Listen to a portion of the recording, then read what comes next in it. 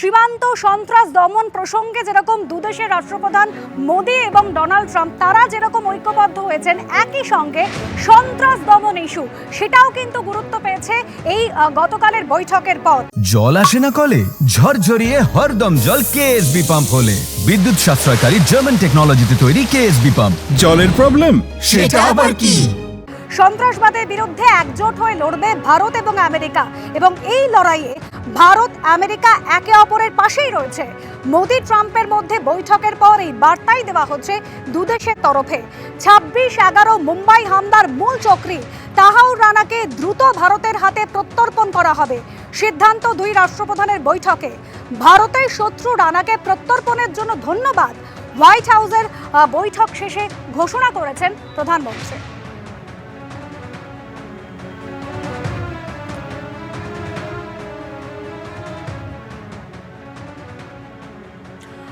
Brigadier Das এই মুহূর্তে রয়েছেন আমাদের সঙ্গে সরাসরি। ব্রিগেডিয়ার, সন্ত্রাসবাদের বিরুদ্ধে এই যে একজোট হয়ে লড়াই, এটা কতটা তাৎপর্যপূর্ণ? যে তাহার রানাকে প্রত্যর্পণের কথা বলা হচ্ছে, একে হাতে পাওয়ার জন্য প্রায় 1.5 দশক ধরে চেষ্টা চালিয়েছে ভারত। কূটনৈতিকভাবে এই প্রত্যর্পণ কতটা সফল? হ্যাঁ, দেখুন, এটা তো অত্যন্ত ইতিবাচক ভারতের জন্য এবং পৃথিবীর প্রতিটি দেশ যারা এই সন্ত্রাসবাদীদের ভোক্তা আর কি, তাদের জন্য। আমাদের দেখুন পাকিস্তান, তাদের তো একটা ব্যবসা হচ্ছে সন্ত্রাসবাদী। এখন আমরা দেখতে পাচ্ছি যে বাংলাদেশেও সন্ত্রাসবাদীরা জেল মুক্ত হয়ে যাচ্ছে এবং তারা ওপেনলি ভারতবর্ষের বিরুদ্ধে কার্যকলাপ করবার হুমকি দিচ্ছে।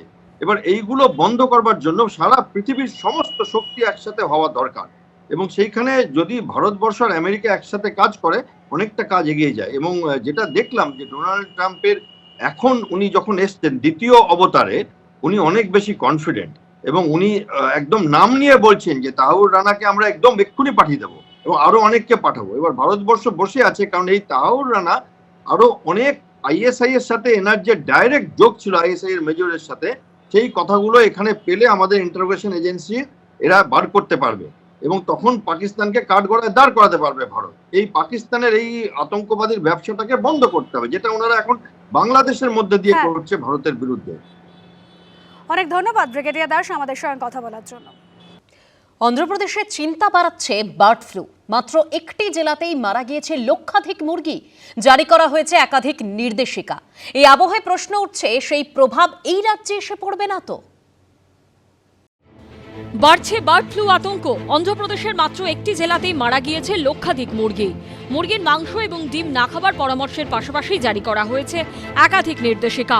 একাধিক পদক্ষেপ নিয়েছে তেলেঙ্গানা সরকারও। এ রাজ্যে ডিম আমদানি করা হয় অন্ধ্রপ্রদেশ থেকে, তাই সতর্ক কর্তৃপক্ষ। সাধারণভাবে সতর্কতা আমরা অলরেডি নভেম্বর মাস থেকে ফার্মারদের বলে দিয়েছি। অতিরিক্ত পরিমাণে বায়োসিকিউরিটির উপর নজর দিতে বলা হয়েছে। ফার্মগুলোতে মুরগি বিক্রি গাড়ি ঢুকাতে বারণ করা হয়েছে এবং বাইরের লোক হঠাৎ হঠাৎ ফার্মে কেউ না ঢুকতে পারে তার ব্যবস্থা নিতে বলা হয়েছে। বায়োসিকিউরিটি বলতে মুরগির উপর একটা স্প্রে হয়, যে স্প্রে কিছুটা জীবাণুকে দমন করতে সাহায্য করে, এইগুলি বলা হয়েছে। বর্তমানে বার্ড ফ্লু চিন্তা বাড়াচ্ছে অন্ধ্রপ্রদেশের পূর্ব গোদাবরী জেলায়। এই জেলায় লক্ষাধিক মুরগি মারা গিয়েছে বার্ড ফ্লুর কারণে।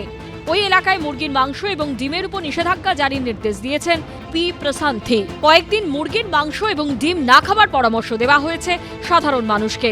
সংক্রমণ রুখতে জেলার একাংশে 3 মাস ধরে বন্ধ রাখা রয়েছে পোল্ট্রি। পরিযায়ী পাখিদের মাধ্যমে সংক্রমণ ছড়ানোর আশঙ্কা থাকায় বাড়তি সতর্কতা নেওয়া হচ্ছে। সংক্রমণ রুখতে তৈরি করা হয়েছে বিশেষ মেডিকেল ক্যাম্প। মানবদেহে এই সংক্রমণ ছড়াচ্ছে কিনা তা দেখতে তৈরি 65টি টিম। বার্ড ফ্লু মোকাবিলায় একাধিক পদক্ষেপ নিয়েছে তেলেঙ্গানা সরকারও। অন্ধ্রপ্রদেশ থেকে মুরগি আমদানি বন্ধ করতে সীমানায় তৈরি করা হয়েছে 24টি চেকপোস্ট। সমস্ত জেলা শাসককে সজাগ থাকার নির্দেশ দিয়েছে প্রশাসন। অরিত্রিক ভট্টাচার্যের রিপোর্ট, এবিপি আনন্দ।